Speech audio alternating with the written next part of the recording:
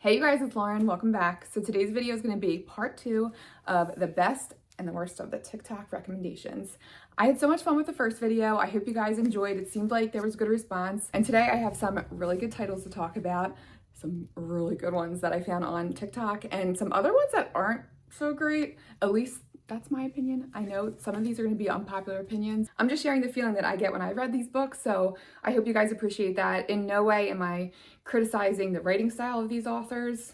I mean, maybe sometimes I am, but I hope you guys appreciate that. I know reading is such a personal experience, and if you disagree with me on a book review, leave your thoughts down below. I want to hear from you guys too. So thank you guys for listening, and thanks for being here. Without further ado, let's go ahead and get right into it. All right, guys, so the first book I want to talk about is Karen Slaughter's Pretty Girls. Oh, you guys, this is my new favorite thriller. I could not put this book down. This is the most addicting book, and I can see why this is recommended time and time again. And I think the best way to read this is to go in completely blind and to not know much about the plot of the story, because there are so many good surprises in this book. So I'll share with you just the gist of this. So this is the story of two sisters, Claire and Lydia. They're basically on the hunt for their murdered sister. Their sister went missing 24 years ago. The cops really haven't made much progress in her case at all. So it's really the story of the two sisters kind of uncovering what happened to Julia. And it is such a good twisty read. So good. I did not predict the ending. In the middle, you're kind of thinking like, okay, I can tell what's going to happen, but it's a complete shock at the end. And I will tell you, so many of these scenes, again, you have to have a strong stomach. These scenes will stick with you. They will haunt you in your dreams, but it is so good. If you like a good thriller, this was amazing. Really great storytelling in this. There's also a good family element in this as well. There's a story of the two sisters, of their relationship. They're not really on the best terms anymore. The sister Lydia got sober 18 years ago and they had a falling out. You'll find out why they had a falling out, which is, whoa, that in itself is shocking. But wow, this was such a great book. I would 100% recommend this. Next up, let's talk about Emily Henry, Happy Place. So I feel like Emily Henry is such a polarizing author, and she is definitely that for me too. I'm a fan of her, but her books are hits and misses. I either love them or I'm not so much of a fan. And I was thinking about doing a future Emily Henry video. Let me know if you guys will be interested in that. I think I read all her books except her latest release. So let me know what you think. I love some of them, other ones not so much, but this one is one of the worst books I think from her. All the characters in this just felt so immature to me, and they're college kids. And even with them being college kids, it still felt like teenage relationships. Now, Harriet and Wynne, they're the main characters in this. I did enjoy their relationship progression. They actually felt like the most mature characters in the book, but all the background characters, I was not a fan of. I thought this was very cringy at times. This is a story of a group of friends that travel to the same house every summer. It's actually the one friend, Sabrina, it's her dad's house, and they find out that he's selling the house. So they're trying to make the most of this last summer together. And the whole vibe is kind of off at the beginning because Harriet and Wynne, they actually broke up, but the rest of the friend group don't know that they broke up yet. So you have this almost angsty element to this book because, you know, Harriet and Wynne are together and they're trying to act like they're in love, but they're not supposed to be in love. But here they still have feelings for each other. So it's kind of an odd dynamic there. But I did like the story of their romantic development, but again, the background characters I felt were so cheesy and so immature, even for college kids. Like the one night they were playing drinking games, and yes, you know, who didn't play drinking games in college, but the one game involved playing hide and seek. I just thought it was like funny. Like, I don't know, I haven't played hide and seek since I was like 8 years old. Like, for me, picturing college kids running around a house, like trying to find each other, it just felt so cheesy to me. And then they talked about like how they used to fall asleep holding hands. And now I'm talking about the girls, the girlfriend relationships. They would say like, oh, remember back in sophomore year, like we would talk all night and we would fall asleep holding hands.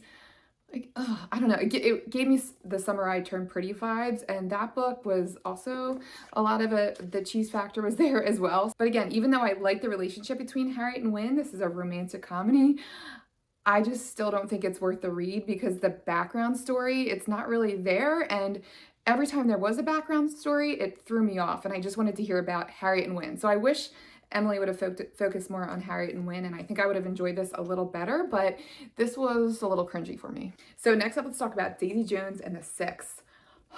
The way this book was written was so good. Taylor Jenkins Reid can do no wrong. I loved Evelyn Hugo. It was so addicting, and that was very surprising to me because the way this book was written, at the beginning I was almost annoyed by it, but then I started to fall in love with the writing style. So it's almost written in an interview style, and the whole book you're not really sure who's doing the interview. It's later revealed in the end, but it made it that much more fun because you get the different perspectives of all these different bandmates. So this story is based loosely on the band Fleetwood Mac. I mean, can we not? Fleetwood Mac is one of the best bands ever. The Chain, oh my God, my like go-to house cleaning song. I just love that band. And Stevie Nicks, how can you not love Stevie Nicks? But Daisy is actually loosely based on Stevie Nicks. So I didn't find that out until the end. I feel like knowing that would have made this even more fun. But there's a little bit of a romantic interest in here as well. There's a bandmate, Billy, and you're learning that there's tension between them at the beginning of the story. And then again, it's revealed in the end why there's tension. It's so good. Now, I will say I didn't give this a 5-star on Goodreads because I felt like there was a little bit missing from this. I wanted more rock and roll drama. I felt like Taylor could have went a little further with that, but otherwise this was such a fun read. I couldn't put this down. Yeah, I just couldn't get enough. Fully worth your time. I love this. Let's talk about Listen for the Lie. This is by Amy Tintera. I kept seeing this pop up on my recommended reads on Goodreads, and I'm so glad I read this. So addicting and so fun too. A lot of times with thrillers, you're kind of tense and anxious the whole time, but there was some humor in this. So Lucy at the beginning of the book is discovered walking alongside the road with no memory of what happened the night before. And she's walking with like torn up clothes, she's bloody, she's bruised. So something happened and her friend is missing and we don't know where she is, if she's dead, what happened to her. And the whole book is trying to discover what Lucy knows. The whole community gets suspicious of her. The cops don't know what happened. They're trying to get details out of her and she just has no memory. So it gets the attention of this famous podcaster, Ben, and she starts interviewing Lucy for this podcast. And it made that podcast element made the book a lot of fun. And again, with the humor and just the twisty parts of this book, it was such a fun read. And if you like a little bit of salacious drama, there's definitely that in there. It actually gets a little confusing in some parts. Like, wait, who's sleeping with her? Who? You're sleeping with this one? That one's sleeping with this one? Wait, So I had to write some characters down throughout this book because a lot of parts were throwing me off, but it made it that much more fun because the whole time you're guessing. It was such a fun read. Definitely recommend this. It was worth your time. Okay, now let's talk about Broken Country by Claire Leslie Hall. Is that her name? Wait, Broken Country. Yes, Claire Leslie Hall. I read this on Libby. It actually only took like a month for it to become available, so that was exciting because I know everybody was talking about this. It was all over my TikTok page, all over BookTube, everywhere. This book was being talked about. It's a Reese's Book Club pick also, so I couldn't wait to read this. So this is the story of a married couple. They're both farmers, Frank and Beth. At the beginning of the story, you learn that they lose their son. So the whole time you're kind of thinking like, okay, oh my gosh, their son's gonna die. So you have this like tension, at least I had this tension in my chest. So it made it kind of addicting because you're like, all right, I wanna keep reading to learn what's going to happen. And at the beginning of the book, there's also this talk of this trial. You know Frank is on trial for something, but you don't know what. And then you learn of another neighbor, his name's Gabriel. He is of a privileged family. He lives in this extravagant home on the countryside. Beth has a history with Gabe. So it comes out that, they're talking a little bit more and then a little fling starts to develop. So then you have a love affair going on. So who doesn't love a love affair, right? This, however, did not hit the mark for me. I'm sorry to say. I know everybody loved this book, but I felt like the build was so slow. It took about, honestly, maybe 60% of the way in for me to get into this. It was very dry, very surface level. It didn't really go much into the characters. I did read a Goodreads review that I described it perfectly. It was like, I felt like I was reading the Cliff Notes version of the story, and that hit the nail on the head for me. I'm like, oh my gosh, yes, that is exactly how I felt. It felt like it was just, yeah, this happened, that happened, this happened with little background. Even though I wasn't invested in the story, I felt like more background would have helped. And I also feel like with the love affair aspect going on, Beth has a relationship with Gabe's, well, now ex-wife that they learn that they're later divorced in the story or separated. Beth and her kind of have this history. So I would have loved more of that female friendship dynamic because they had a little bit of a friendship going on. So I wanted to hear about their interaction more. They did have one interaction in the story, but I wanted so much more from that. But yeah, the whole book was like, this happened, that happened, here's a trial. here's what we do on the farm, here's this, here's that. I'm having sex with him again. I had sex with him this night. I snuck out of the house this day. I'm sneaking back in this day. Like, it just was very surface level. And I just wanted more detail. I wanted more character development. I wanted to learn more about Gabe's history growing up. You do learn that Gabe's mom was kind of cold growing up, and she's not all warm and fuzzy when Beth and him first meet when they were together as teenagers. So I would have loved to hear more about that. I don't know, it was too short of a book. I wanted more from this. I felt like the story could have been so much better if it was longer, but I don't know. If you want a quick read, I think this is a little over 300 pages. It is a quick read, but I just thought this was so overhyped and I was so disappointed. Even the twist of the story was predictable. And again, with knowing at the beginning of the story that Frank and Beth had a child that died, I'm like, just the whole story, I had this tension in my chest, and not a good like thriller type tension that you get when you're reading an exciting mystery. It was more of that like, oh gosh, like I don't want to read about how this kid dies. Like, that's just not my thing. Not that that's anybody's thing, but maybe this just wasn't the book for me. Maybe that's the conclusion I'm coming to. It just wasn't for me. I know a lot of people love this, but I thought this was very dry at times. It was dull at the beginning. It was hard for me to get into, and it was predictable. Didn't like it. All right, now let's talk about a book that is worth your time. Wild Dark Shore. Wow, was this good. This is a book by Charlotte McConaughey.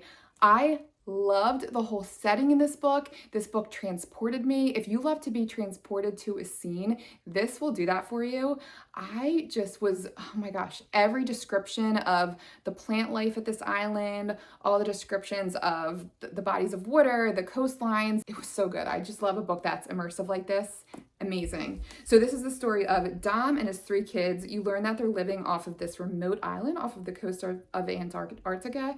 And it's almost this dystopian vibe because it's in the future. It doesn't say what the year is, but climate change is happening and Dom and his kids are on this island to essentially save this, I guess it's essentially called a seed plant, or they call it a seed bank, and the island is called Shearwater. So this was once full of researchers, but you learn that everybody leaves the island because of the climate changes that is happening. There's flooding, there's all these natural disasters going on. So everyone has left this island, and it's just Dominic and his kids at this seed bank, and they're trying to do their best to preserve all these seeds that will eventually go extinct. The whole premise is kind of cool too. It was really interesting. But it gets a little mysterious because Rowan gets washed up to shore. Very mysterious vibe. You're not sure of where this woman came from. You're not sure if she has good intentions, bad intentions. Oh man, this was a page turner. It's definitely like a dark, moody book, a good book for a rainy day. Again, it sets the scene. The ending, oh my gosh, what a tearjerker, but in the best possible way. It's a really heartfelt story at the same time, but if you love a good, cozy mystery, oh gosh, this was so good, 100% worth your time. Now let's talk about Kill for Me, Kill for You by Steve Kavanaugh. Oh my gosh, was this such a gripping, enthralling, all the thriller words, addicting, everything into one. This was so good. Another one that I couldn't put down. This keeps you guessing too the whole time. So this is the story about a woman named, Ruth, who lives with her husband in this beautiful brownstone with her husband Scott. Scott goes out to a poker game and Ruth is left home alone. She's doing her thing, enjoying her time alone, and she gets attacked when her husband is gone. Ruth ends up surviving the attack, but because the attack was so traumatizing for her, she ends up attending these grief meetings. And at these grief meetings, she ends up befriending this other woman that also had a traumatic experience happen to her. Her son dies, and she just wants revenge on her son's killer. So you have this eye for an eye element going here because Ruth doesn't know who her attacker was, and then this woman that she befriends also wants revenge on her son's murderer. So it gets so twisty, and there's so many turns in this book. There's so many surprising reveals in this. You're left wondering what's going to happen the entire time. It's such a wild ride, so fun, 100%. This is worth your time. If you like a good mystery thriller that is fast-paced, you will love this. Now let's talk about The Silent Patient. This gets a lot of hype, and I will say, I think this is going to surprise you. It's for good reason. This is one of my favorite thrillers. I love this. This is along the lines of Pretty Girls for me. It's up there. I think what makes this book so good is the twist is so surprising. I was definitely thrown off by the twist. It's so good. So you meet Alicia. She starts seeing this psychologist because she essentially admits to, she's found at the murder scene of her husband, of shooting her husband 5 times in a row. He's at the scene, bloodied, dead. The cops don't know why he was killed. She gives them no explanation. She actually doesn't even whisper a word of what happened that night. So she goes into psychological treatment. So the story is essentially the psychologist trying to get information from Alicia throughout the whole book. And there's so many surprises. And again, there's the best twist ever. So good. I would 100% recommend. Things We Never Got Over by Lucy Score. First, just look at the thickness of this. This is over 500 pages. So this book is an investment. And I will say, I don't think the investment is worth your time. I don't know, guys. The beginning of this, I liked. I like the snarky aspect. It's kind of that snarky sunshine romance, which I do like. And the build-up, the tension between the two of these characters was really fun. But the story was just bad. I just did not enjoy the plot of the story. Let me remind myself here. Yeah, so you have Naomi Witt. So she's the main character. She is on the run. She's a runaway bride. She goes to this like sleepy town and she's essentially on the run from her husband that she didn't want to marry, or her soon-to-be future husband, and also her sister Tina that has this like troubled past. And then she meets, you know, the snarky guy in the Knock Him Out town. Knock Him Out, I think was the name of the town, right? Yeah, and his name was Knox. Knox is the snarky character. He's really funny in this, and I did appreciate his humor, but the sister element of this really threw me off. So the sister Tina has this troubled past, and you don't know why she gets herself into all this trouble. She's discovered stealing. She steals from her sister. She's not involved in her own child's life. But my problem with this book, it never explains why Tina is so troubled. Like, she has a daughter that she doesn't care for, and you're not going to tell me what happened in their childhood. And actually, I think it talks about them having a pretty decent upbringing. So I was just left confused. I needed more background about the sister and Naomi. I just wanted to know about their childhood. You had 500 pages and that's all you gave me. I just could not wait for this book to end. I felt like it was way too long. The romantic relationship was kind of basic. There was a good build-up, but I don't know. It just didn't do it for me. It was a big, fat, old waste of time, in my opinion, in my humble opinion. This just did not do it for me. There was a couple funny parts, but this just went on and on, way too long. 100% would not recommend. All right, and last but not least, let's talk about Beautiful Ugly by Alice Feeney. I love Alice Feeney. I can't wait to read more from her. I did read Rock, Paper, Scissors and love that. And Beautiful Ugly did not fall short. I love this story. Such a good, mysterious, vibey location. So this is the story of Grady. He is a writer and his wife goes missing when he's on the phone with her. He's actually talking to her. She's in the car. She gets out of her car to investigate something. And then he doesn't hear from her. He's like yelling her name, doesn't know what happened to her. So then he gets this opportunity to travel to this remote island. He goes to this island and stays in this house to write a book.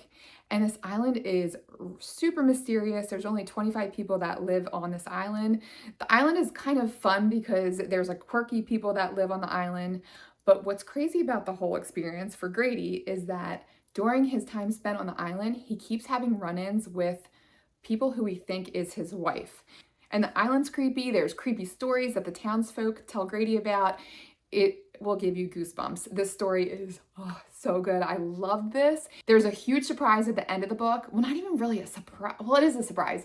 The ending is so good. I'll leave it at that. It will give you goosebumps. I love this whole book. It was instant 5-star for me. I knew like a couple chapters in, I'm like, oh my God, I didn't want to put this book down. I love this so much. One of my top tier thrillers / mysteries. Love this. And again, I think Alice Feeney has a new book coming out, which I can't wait to read. Let me know your favorites from Alice. I want to read Sometimes I Lie. I know that's one of her popular ones as well. But this was such a fun ride. I love this story. All right, guys, but that does it for me. I hope you guys enjoyed this. Let me know what you're currently reading. I always love, they're my favorite videos on TikTok, just like scrolling through to see what people are reading. I think that is so fun. And then seeing other people comment like what their feelings on the book were. But let me know what you're reading, what your favorite authors are. Let me know if that Emily Henry video would be interesting to you. Is she kind of old news now? Like, I feel like her videos were kind of big back then, but I still think people are having fun going back and reading her like older I say older, she hasn't been around that long, but I think people are still having fun going back and reading a lot of her reads. And if you like me reading popular books, I will continue to do this. I also want to read some older books. I would love to do a video on thrift store finds. I think that would be really fun too, because there's those recurrent books that you always see at thrift stores and you're not really sure if they're actually worth your time, but I love to do that video also. So let me know if you have any future book videos, any ideas for me. I'd love to hear from you guys. Thank you guys so much. Thanks for watching. You guys are the best, and I will see you in my next one. Bye, guys.